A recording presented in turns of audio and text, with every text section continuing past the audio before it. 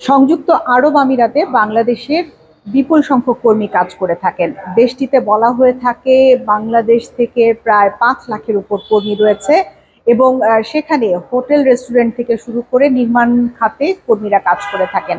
আমি আজকে এমন একজনের সাথে কথা বলবো যিনি ওখানে সেবা খাতে অর্থাৎ হোটেলে কাজ করে থাকেন, কিন্তু তিনি একটি বিপদে পড়েছেন। বিপদটি হচ্ছে যে তিনি ছুটিতে দেশে এসেছেন এবং ইউএই থাকতেই তিনি ই পাসপোর্ট করেছেন। আপনারা জানেন যে ইউএইতে বসেই ই পাসপোর্ট করা যায় সংযুক্ত আরব আমিরাত থেকে, এবং সেই ই পাসপোর্টের সাথে পুরনো পাসপোর্টের যে বয়সের পার্থক্য সেটি প্রায় বেশ একটা বড় সংখ্যক গ্যাপ রয়েছে, কিন্তু পুরনো পাসপোর্টে ওনার ইউএইর ভিসাটি রয়েছে।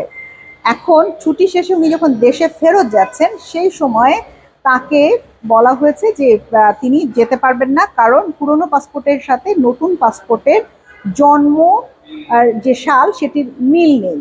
এখন এটির সমাধান আসলে কি করবেন তিনি?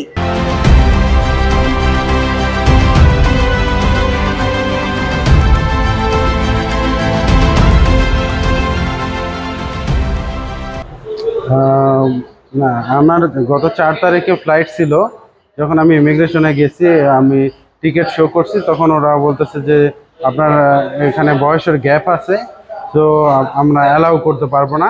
তখন আমি ফ্লাইট মানে ওরা ইমেল করছিল দুবাইতে, তো ইমেলে অনেকক্ষণ ওয়েট করার পরে বলতেছে যে ওরা অ্যাপ্রুভ করতেছে না।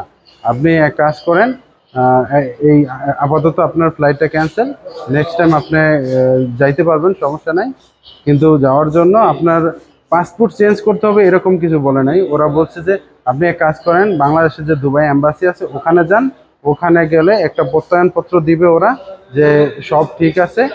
আর দুবাই মানে প্রত্যয়নপত্র যদি পাই তাইলেই আমরা আপনাকে রিলিজ করব, কোনো সমস্যা নেই। আচ্ছা, তো আপনি প্রত্যয়নপত্রের জন্য গেছিলেন? আমি প্রত্যয়নপত্রের জন্য গেছিলাম দুবাই এম্বাসিতে। নেক্সট ডে আমি চলে যাই ঢাকা গুলশানে যে দুবাই বাংলাদেশ এম্বাসি আছে ওই জায়গায় যাওয়ার পরে আমি ভিতরে গেছিলাম 5 নাম্বার কাউন্টারে, পাসপোর্ট সেকশনে। হয়তো ওনার কাছে আমি আমার কমপ্লেনটা ডিটেলস বলি যে আমার এই সমস্যা, আমি ভ্যাকেশনে আসার পরে এই ডিফল্টটা ফাইন্ড আউট হয়েছে, এখন আমি কিভাবে যাব একটা পরামর্শ দেন, অথবা এখানে কার সাথে কথা বলবো। উনি বলছে যে আমাদের কাছে কোনো রেজাল্ট নাই, আই এম সরি।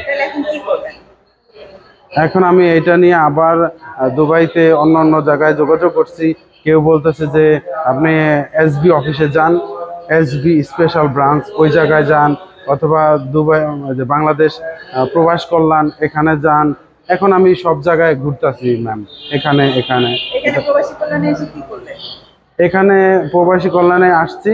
এই ডেস্কে ওনারা বলতেছে যে আমার বর্তমানে আমার NID, passport, birth certificate, even school certificate সব এক আছে।